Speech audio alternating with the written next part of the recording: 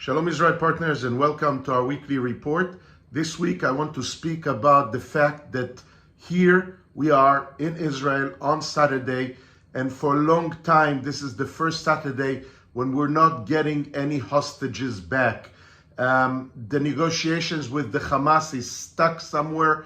We're supposed to continue with phase A and finish with the live hostages and start getting more and more bodies of hostages that died in the tunnels of Hamas in Gaza. But unfortunately, the Hamas wants to twist our arms to force us and the Americans that are on our side into a very, very bad deal where Israel is supposed to withdraw our forces from Gaza and from this area and literally declare the end of the war so Hamas can stay in their place. They can keep on running and managing Gaza. They can build up their forces and maybe one day again come against Israel to attack it.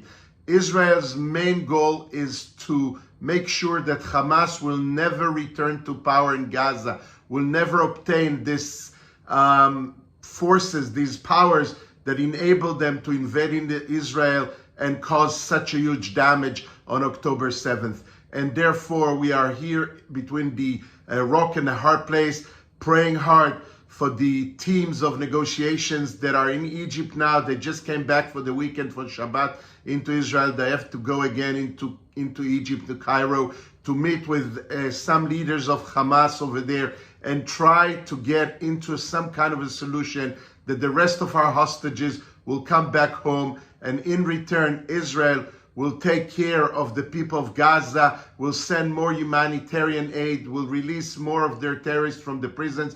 But we cannot agree to that demand, probably unprecedented demand of an organization that came to attack us, that they want to remain in power. So we are really in a very, very tough situations right now with the negotiations. We are also very much afraid with the American backup. We need to get America to stand behind us, but we've seen what happened with President Trump and President Zelensky from Ukraine, and now the Europeans are standing together with Ukraine against the Americans' demand for Ukraine to compromise and go into negotiating tables with a clear heart. So America might be not very interested in what's happening in Israel right now, and we definitely need the full attention of America right now so we can get a good deal with the Hamas.